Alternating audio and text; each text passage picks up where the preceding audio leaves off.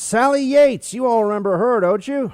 She was the acting attorney general before she had to be fired for refusing to do her job, a holdover from the Obama administration, in my mind, a very clear Democrat partisan, and also quite involved in the targeting of General Flynn and, oh my, so much more. She was down today testifying before the Senate Judiciary Committee. What are we finding out from her? And also, where does the effort to get some accountability for the Crossfire Hurricane debacle, where does that stand? We got a man who can answer these questions with us now. Congressman Jim Jordan of the great state of Ohio is with us. Congressman, thanks for coming back. You bet, Buck. Good to be with you. So what do we see today? What do we need to know about Sally Yates as she's testifying today, her role in this? Yeah, well, remember the big picture sense. The Democrats, I said this last week in the hearing with the Attorney General, the Democrats have been going after Bill Barr because Bill Barr uttered the one word that drove him crazy. It was truthful. He called it spying, and that's exactly what they did. We now know that for sure, they spied on the president's campaign. No one else in the Justice Department was willing to call it what it was. Rod Rosenstein wasn't, Jeff Sessions wasn't, and certainly the individual who's testifying today in front of Senator Graham and the Judiciary Committee, Sally Yates, wasn't willing to say what really happened there. They systematically went after the Trump campaign, and then when President Trump won, they systematically went after and targeted and actually got him fired and got him prosecuted. The guy who was going to be the NSA director for the president, General Michael Flynn. So that to me, just in that broad sense, that's what's so wrong about this. She knew what went on. She wouldn't point it out, and then she helped him go after Michael Flynn. Do we think that we're going to find out anything from the Durham investigation? For everybody listening, appointed by Attorney General Barr. Durham is the U.S. Attorney for the state of Connecticut. We've been hearing about this for many, many months. He's looking into the origins and the totality of the Russia collusion delusion known as Crossfire Hurricane run through the FBI. Congressman Jordan, you've been very involved in this all along from your side of things. Are we going to find out anything, you think? And is there going to be accountability? Well, that's the more important question. We already know everything. We already know most everything. We know that there was no proper predicate. We know that they started the investigation on July 31st.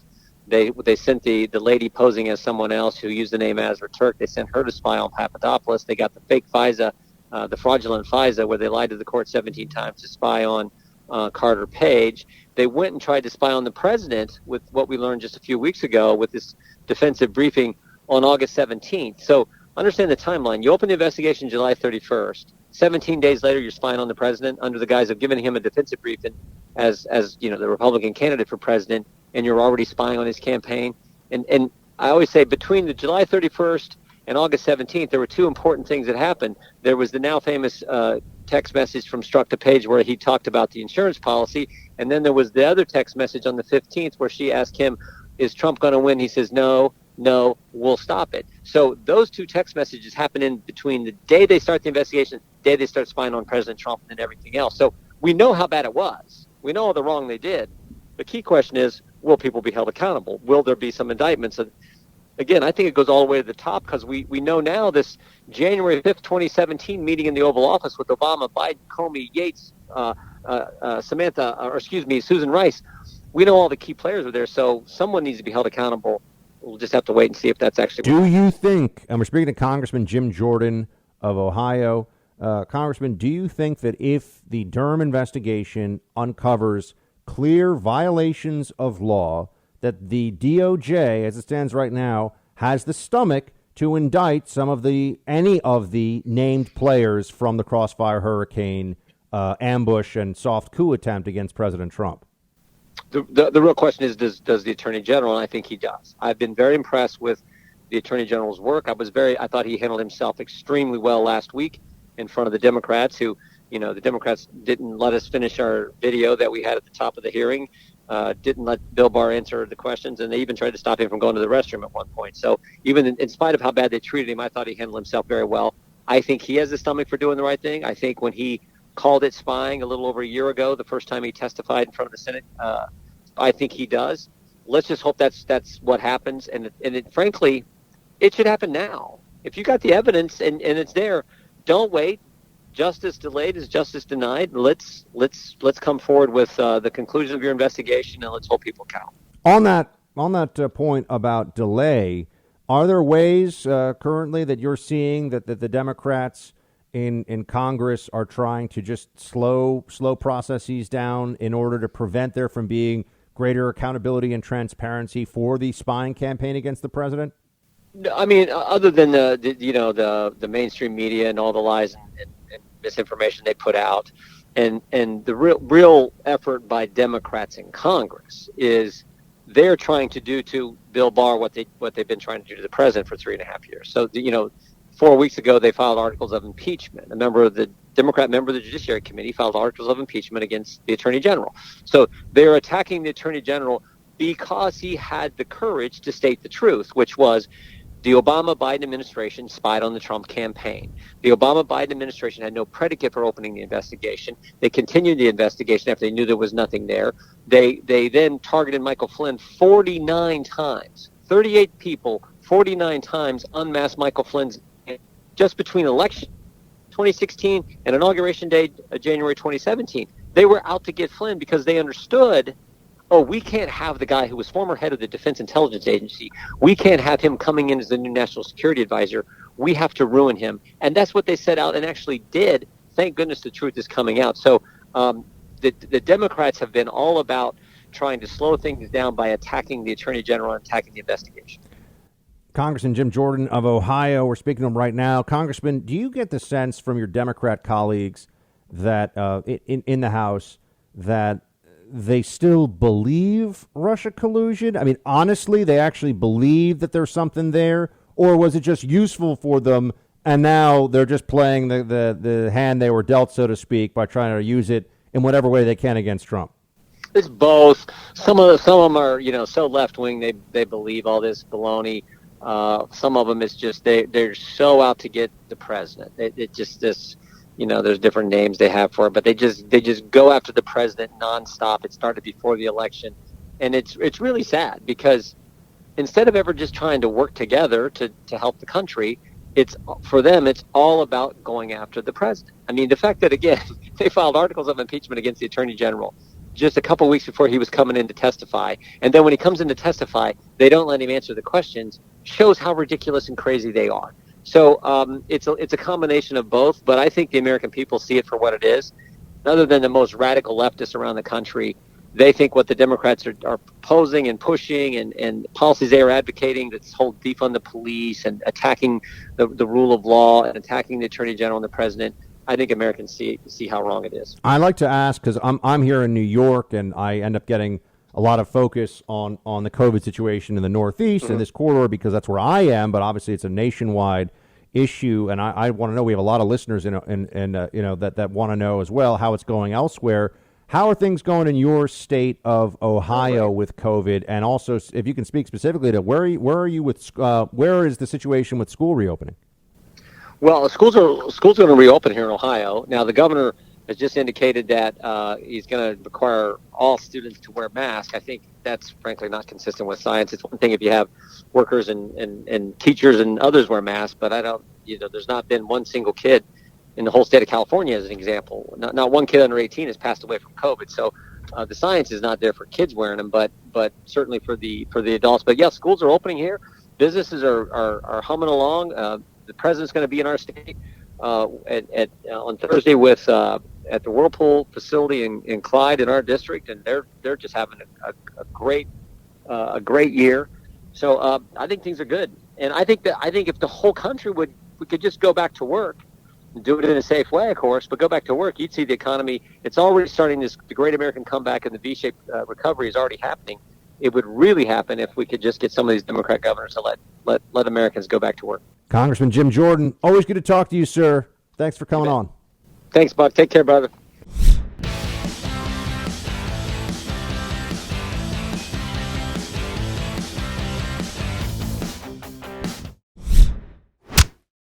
I mentioned it yesterday briefly on the show, but I'm going to tell you, I've never seen anything like this blast that was captured from many different angles in real time. This blast at the port of Beirut, or Beirut's port in Lebanon. It did look a bit like what you would see in a movie as a nuclear explosion. It was not a nuclear explosion, of course, but the mushroom cloud, everybody was commenting on this. And absolutely a devastating explosion. Over 100 people dead, thousands wounded from it. The entire port of Beirut is essentially destroyed in one moment. The blast killed, this according to BBC, 135 people, injured more than 4,000. And there's now a 2-week state of emergency in Lebanon. The president, Michel Aoun, has said that the blast was caused by 2,750 tons of ammonium nitrate stored unsafely in a warehouse. The customs chief, Badri Daher, said that his agency called for the chemical to be removed, but this did not happen. My friends, ammonium nitrate is used as a homemade explosive, and I believe ammonium nitrate was used in the Oklahoma City bombing to give you a sense of the kind of power that this. Now think about that was like one vehicle with ammonium nitrate, right? Think about how much ammonium nitrate, almost 3,000 tons of this is, all going up at once. I know that and most of you are just listening to this on radio, but I mean, if you see the visualization of this, it's the craziest explosion I've ever seen. And I've seen a lot of big explosions from Iraq and Afghanistan and all that footage. I've been near explosions that have happened that were pretty sizable. When I say near, mile and a half off, and felt the shock wave, or we're aware the windows rattle a little bit. Nothing. I mean, those would be 200 or 300 pounds of explosive, which is a big boom and really dangerous to be within a few hundred yards of it.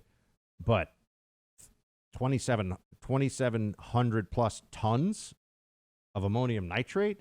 It's like they had the world's biggest bomb, not non-nuclear, like the world's biggest conventional bomb, and decided to and it just happened. I mean, no one did this on purpose, at least as far as we know.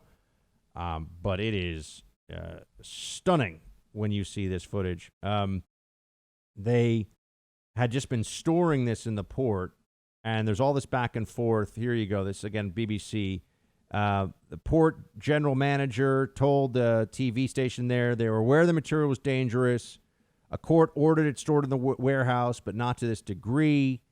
They had been writing back and forth in judiciary. They knew this thing was there, trying to move it.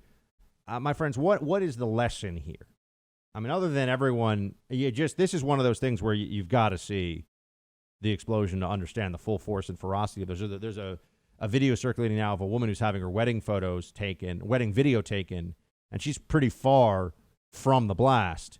And you're there watching, and it goes from this peaceful, beautiful scene where she's in a wedding dress to just the whoosh of the shock wave, and it's stunning.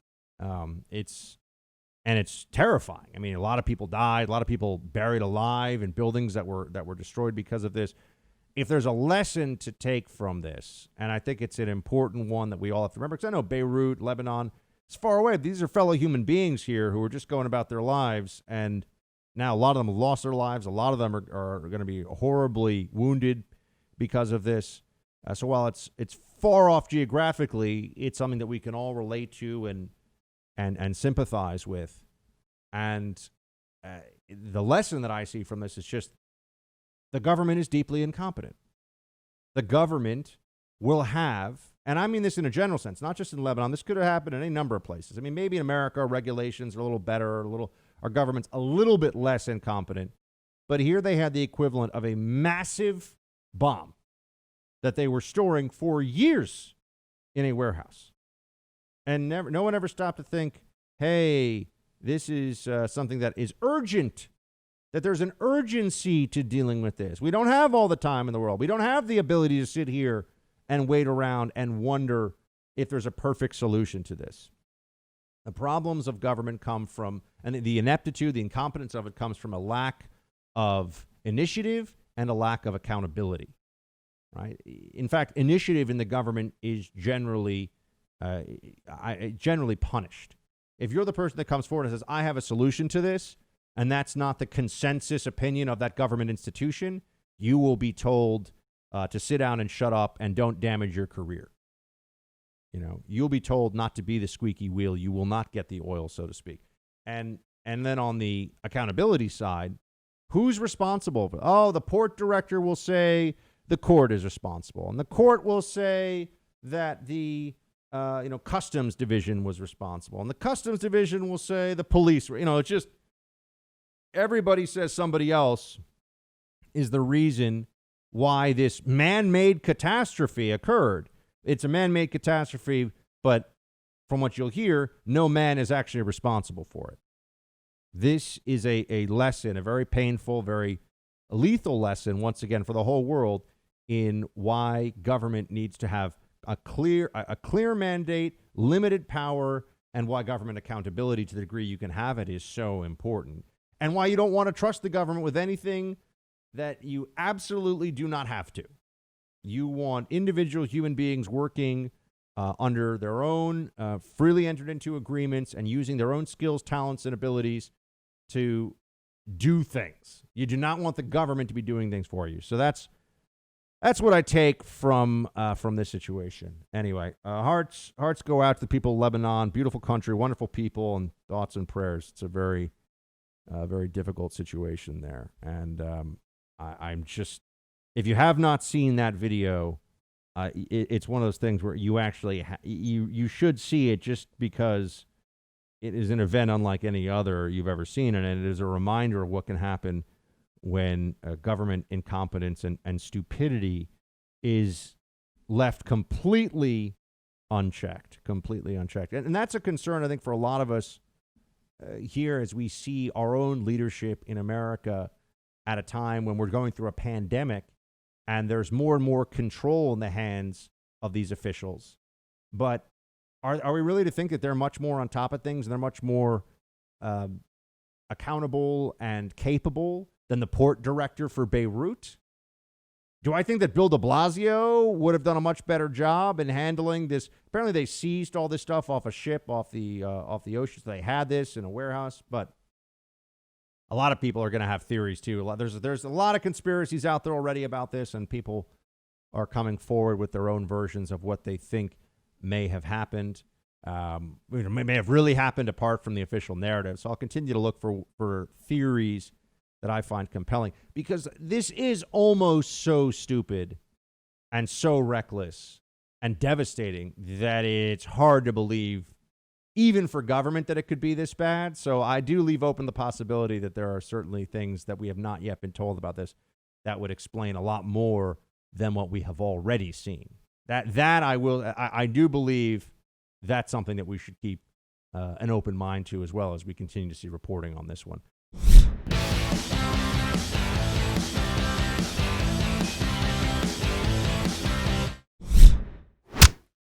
It's not the best Schwarzenegger movie, but it's a pretty solid one. I mean, I'm not sure it's top 10. It's definitely not top 5. I don't know. Producer Mark, Kindergarten Cop. Does it make your Schwarzenegger top 10? Yeah, why not? It's a cute movie. It's watchable. It has some fun. It's actually one of Schwarzenegger's funnier movies. It may be his funniest role. Now that he's not really known as a comedic actor. Well, he did Twins with Danny DeVito, and he did Kindergarten. He went through kind of a comedy. He's like, my name is Schwarzenegger, and I'm here, and I'm making the funny jokes with the funny accent, And he went through a little bit of a yeah. He's the greatest action superstar, movie hero of all time, right? I mean, that's who Schwarzenegger really is. But here's the thing. In Portland, which, as we know, is overrun by insane communists, unfortunately, it's a beautiful place, and there's some great Team Buck listeners in Oregon and in Portland specifically. But the state of Oregon is overrun with leftist loons, and I hope that at least this show is a little island of sanity for those of you who are living in Oregon. I love the Oregon coast. I think it's really beautiful. There's a city in Oregon. I don't remember which one it is, where they filmed Kindergarten Cop. Okay, there's a city where they filmed Kindergarten Cop in the state of Oregon, and they were going to have a film festival. The Northwest Film Center canceled a screening of the 1990 movie Kindergarten Cop because it's been what is it now? 30 years since the movie came. Wow. Can't believe that. 30 years since the movie came out. I remember I saw it in theaters. And they got rid of it because a left-wing author says, quote, was tweeting about this. I don't even know who this person is. It was traumatization of children by police, and compared Schwarzenegger's Kindergarten Cop to Birth of a Nation and Gone with the Wind, which, as we know, was also recently canceled. So Kindergarten Cop at a film festival in a place where Kindergarten Cop was filmed 30 years ago has been pulled, has been canceled, even though it gave us such great lines as producer Mark, play it. Play what? Don't we have them line? It's not a tumor. Yeah, we have it now because you just said it. Oh, okay. I thought we actually had it to play. Well, I tried. Anyway, it's not a tumor. Remember that? And also, what you lack discipline. There was that prank call board that people set up for a while where it was just all these different, I think it was from Total Recall, Kindergarten Cop. It was Schwarzenegger lines, you son of a, and you could call somebody and you'd play the button and have all the Schwarzenegger. Do you remember this, producer Mark? Like a soundboard? Yeah, it's like a soundboard of Schwarzenegger quotes. And, it's not a tumor was one of them. There's a whole bunch of them. You remember There's this a one? long history in sports talk radio of playing people's clips back at them as if they're a caller. Yeah. You get what I mean? Yeah. So you can do that with a movie, too. Why not? That'd be funny. Mm-hmm. That's why we don't take live calls. Indeed. So they have canceled Kindergarten Cop. The Portland author was Lois Levine. She went on a Twitter rant about how the film Kindergarten Cop is exploitative and has no comedic or redeeming qualities. She also referenced the school to prison pipeline. It's a movie about an undercover cop teaching like 6-year-olds. What? No one who's 6 is in the school to prison pipeline. First of all, there is no school to prison pipeline. This is a myth. There are people who commit crimes who go to prison. There's nothing to do with the school to prison pipeline.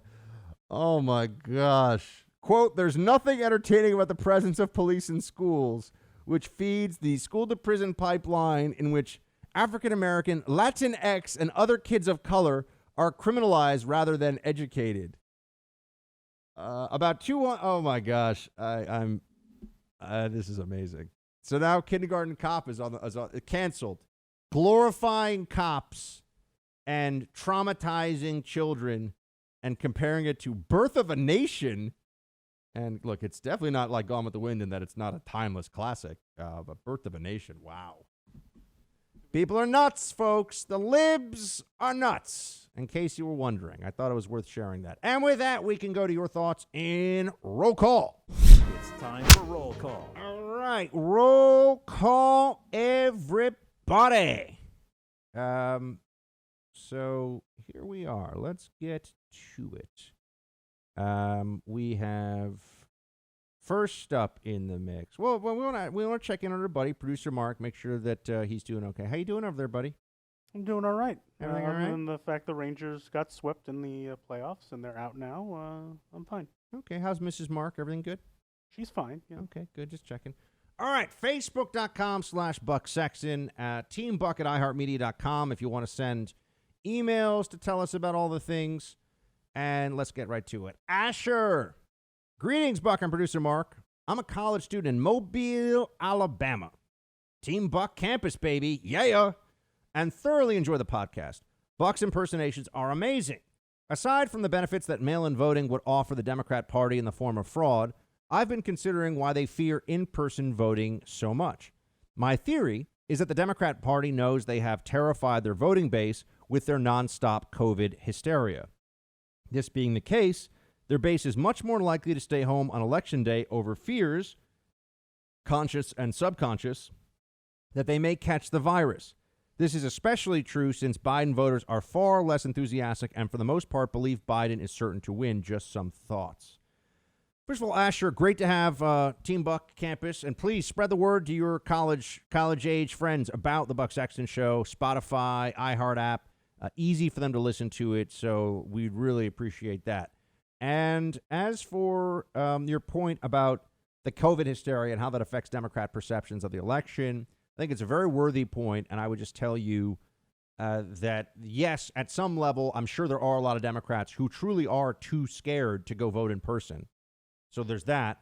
And Democrats want mail-in voting. So it's win-win for them. It's win-win for them to make the hysteria even more than it currently is.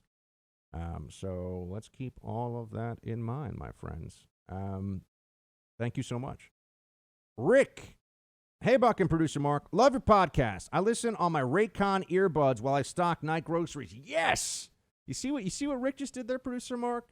He just stepped behind the 3-point line, nothing but net. You know, he wasn't happy with the 2. Not only does he love the show, but he's also giving one of our wonderful sponsors a shout out and actually bought his Raycon earbuds.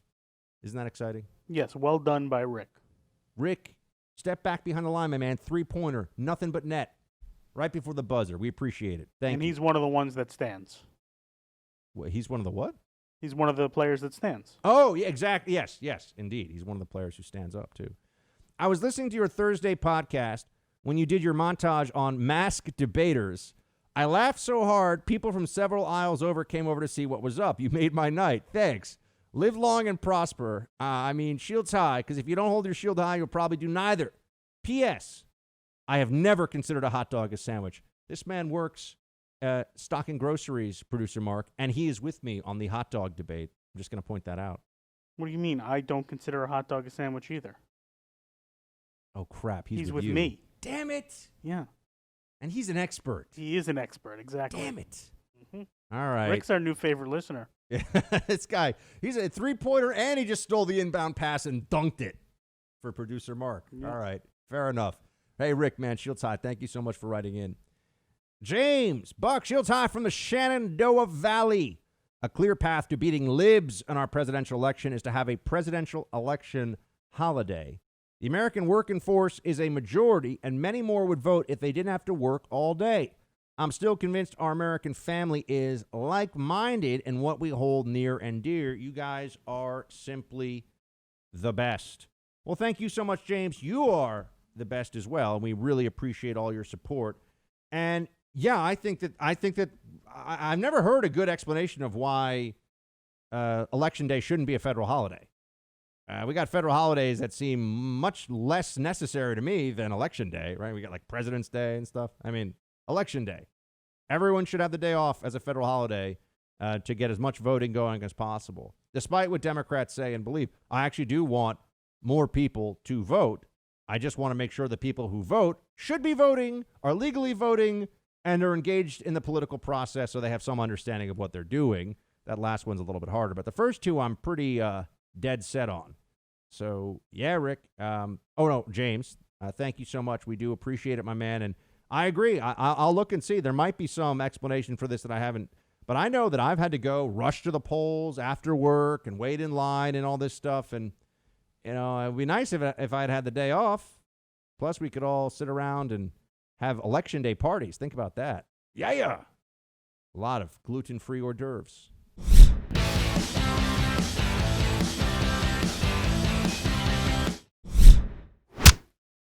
All right, more roll call coming to us via Michaela. Hello, Buck and producer Mark. Greetings from Lincoln, Nebraska. I recently found your show while in Colorado visiting my family and happened upon it on Freedom 93.7 out of Denver. I now mostly catch it on iHeartRadio. Wonderful, Michaela. We love our Freedom 93.7 folks out in Denver, and I'm so glad that you have now joined the team as a result. I thoroughly enjoy your new show. The little bits of comedy with voices and whatnot help to make listening to what's going on in the country a little easier. My first experience with political talk shows started with being introduced to Rush Limbaugh when I was in high school by my dad.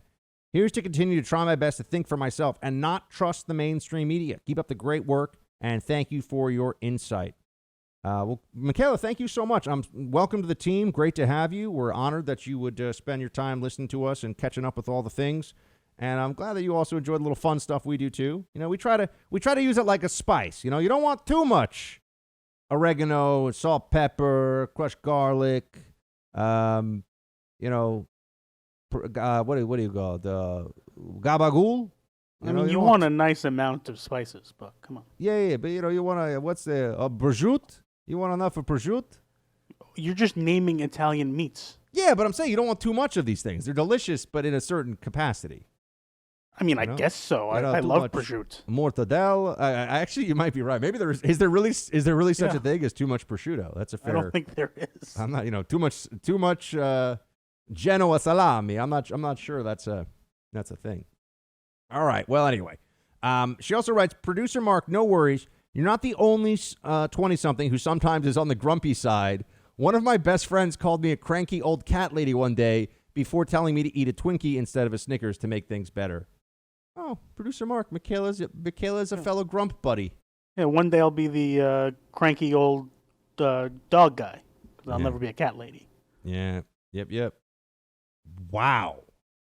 I don't like cats. No. I'm not talking about that. I'm looking at our next. I'm not a cat person either. I'm okay with them, unless they're totally shaved. That freaks me out. Yeah, that is freaky. I saw that recently. I think it was on an episode of the show Succession. They had a shaved cat walking around, and I'm just like, I did not understand that.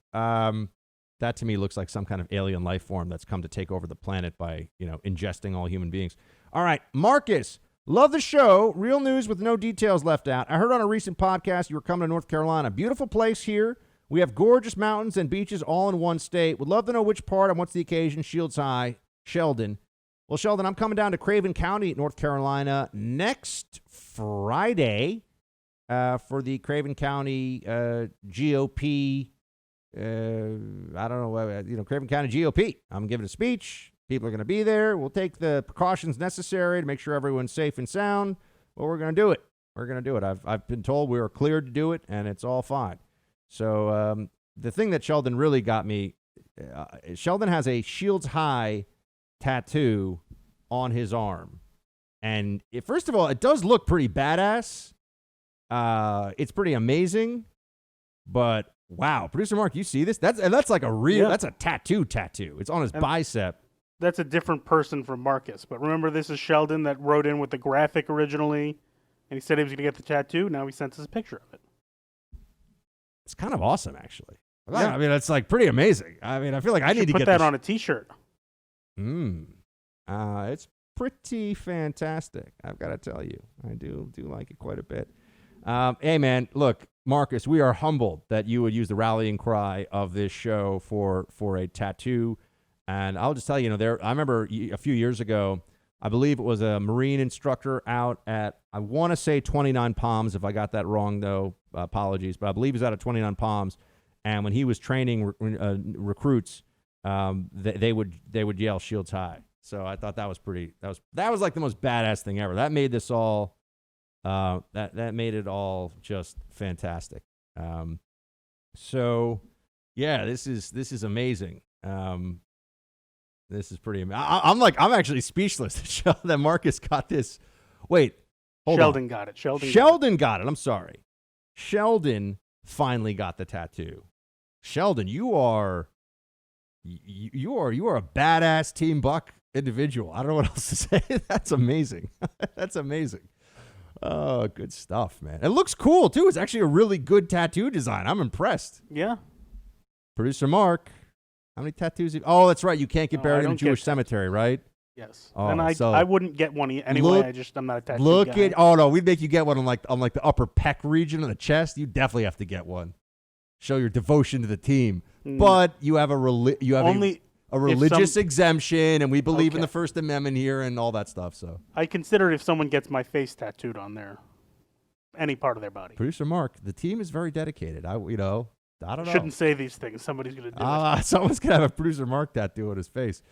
Dave, hey, Buck, listen to the podcast, which is fantastic as usual. It might as well be the Producer Mark show with contributions by Buck. I love it. My boys will be back in the classroom in the fall because they need to be with their buddies. The city and the county's cave because the council members are now career politicians. Keep up the great work. Well, Dave, thank you so much. Appreciate it, man. And, I'm glad to hear that you're going to have kids back in the classroom. I think that's the right move. Michelle, one last one before we got to close it out. I wonder whether I'm the only person who's seen this plot line in Designated Survivor and is concerned if Joe Biden's elected, the Dems will plan all along to deem him incompetent and replace him with the VP or Pelosi. Do you think that's possible? Michelle, they're going to have the VP step up if Biden wins within 2 years. That's my prediction. This VP will take over. Biden will be out by the midterms. That's my guess. All right, everybody. Thanks as always. An honor and a pleasure. Till tomorrow. Shields high.